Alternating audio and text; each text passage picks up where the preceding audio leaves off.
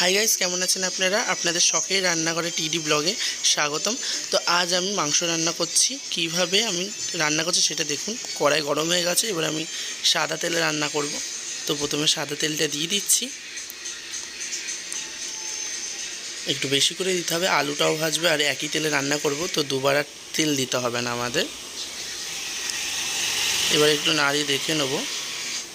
দেখতে পাচ্ছেন তেলটা ভালোই গরম হয়ে গেছে। তো এবার আমি আলুগুলো দিয়ে দেবো। আলুগুলো ভেজে নিতে হবে, এক এক করে সব আলু দিয়ে দিতে হবে। এমনভাবে নাড়তে হবে যাতে আলুর ইয়েগুলো যাতে কড়াইতে না লেগে যায়।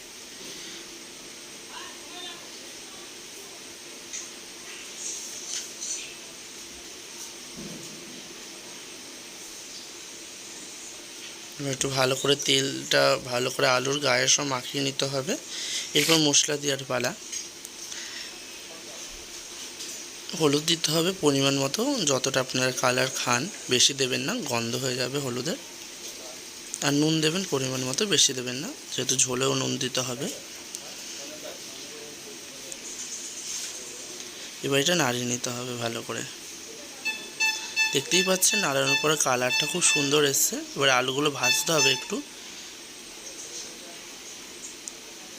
হালকা, একটু লাল লাল করে ভাজবেন, বেশি লাল না, আবার তাহলে ভাল লাগবে না খেতে। দেখতেই পাচ্ছেন আলুগুলো কিন্তু ভাজা হয়ে গেছে, খুব সুন্দর লাগছে আলুগুলো দেখতে। এবার আলুগুলো এক এক করে আমি নামিয়ে ফেলবো। সত্যি আলুগুলো খুব সুন্দর হয়েছে। বেশি ভাজার দরকার নেই, যেহেতু এটা ঝোলে দিতে হবে। তো এবার যা যা লাগছে, পেঁয়াজ লাগছে, এখানে দেখতে পাচ্ছেন টমেটো লাগছে, আর দারচিনি লবঙ্গ ওগুলো লাগছে। আর এখানে মশলার মধ্যে আদা আছে, রসুন আছে, পেঁয়াজ, জিরা, সব যা যা লাগে সেগুলোই আছে।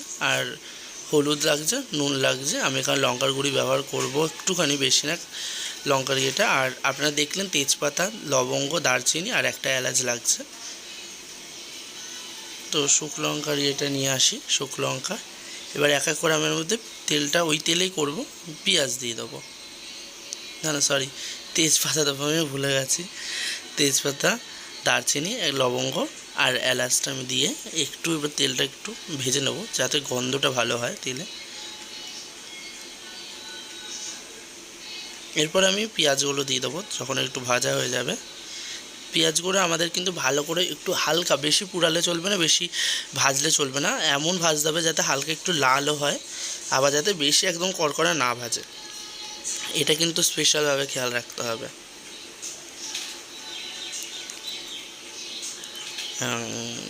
তো এবার ভালো করে নাড়িয়ে এবার একটুখানি ভেজে নিতে হবে লাল লাল করে। দেখতেই পাচ্ছেন লাল লাল ভাজা কিন্তু অলমোস্ট হয়ে গেছে, কি সুন্দর লাল লাল ভাজা হয়ে গেছে। এর মধ্যে এবার আমরা যেই আদা রসুন পেস্ট করা, জিরা ধনে যেগুলো আমরা পেস্ট করছিলাম, কাঁচা লঙ্কা, একটু শুকনো লঙ্কা, সেইটা আমরা দিয়ে দেবো এর মধ্যে। এর মধ্যে এবার একটু হলুদ দেবো পরিমাণ মতো, যতটা দরকার। একটু নুন দিতে হবে পরিমাণ মতো, যাতে মশলাটার মধ্যে ভালো ঢুকে। কী হবে, মশলাটার মধ্যে ঢুকলে আমরা এর মধ্যে যখন মাংস দেবো, মাংসর ভিতরেও কিন্তু ঢুকে যাবে। হালকা একটু লঙ্কার গুঁড়ি দিলাম, লঙ্কার গুঁড়ি বেশি দিইনি আমি, কারণ শুকনো লঙ্কা যেহেতু দিয়েছি। এবার টমাটোটা দিয়ে ভালো করে নাড়াতে হবে। এবার মাংসগুলো এক এক করে দিয়ে দিতে হবে। আমি 2 কেজি মাংস রান্না করছি, তো সেই হিসেবে কী কী লাগবে আপনাদের মতামত সেইভাবে দেবেন। গাড়ি যাচ্ছে, হয়তো শুনতে পারছেন না।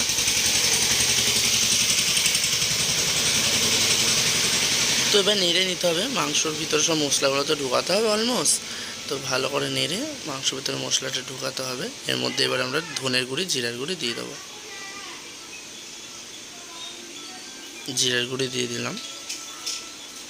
জিরার গুঁড়ি দিয়ে এবার হালকা একটু চিনি দেবো। আমরা কষাতেই মানুষ ঝোল দেয়, আমি কষাতে দেবো। এবার সানরাইজ ধনের গুঁড়িটা খুব ভালো হয়, আমি সানরাইজ ধনের গুঁড়িটা দিয়ে দেবো। সত্যি সুস্বাদু গন্ধ বেরোচ্ছে।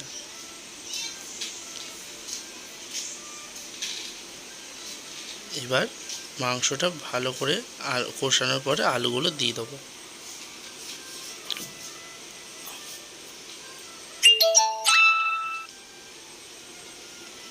আলুগুলো একটু মাখিয়ে নিতে হবে মাংসর সাথে।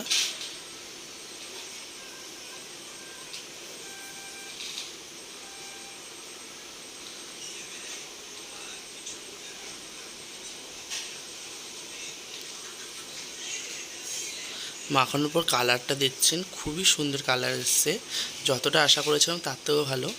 শুকনো লঙ্কার গুঁড়ি না দিয়েও এত সুন্দর রান্না হয় দেখে নিন। সর্ষের তেলও লাগে না, সাদা তেলেও কিন্তু লাল লাল করে রান্না করা যায়।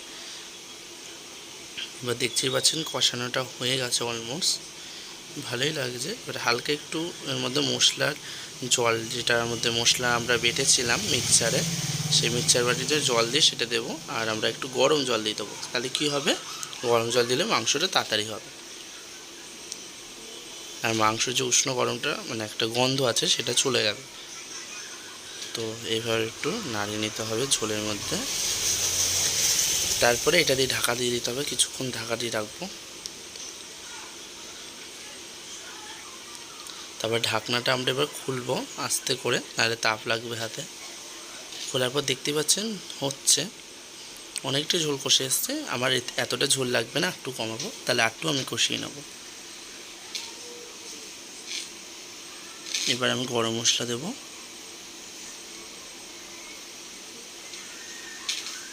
গরম মশলা দিয়ে তারপরে আমি কি করব, নামিয়ে নেব।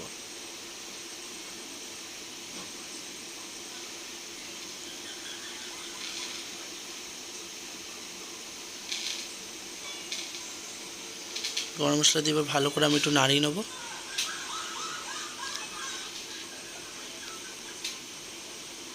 তারপরে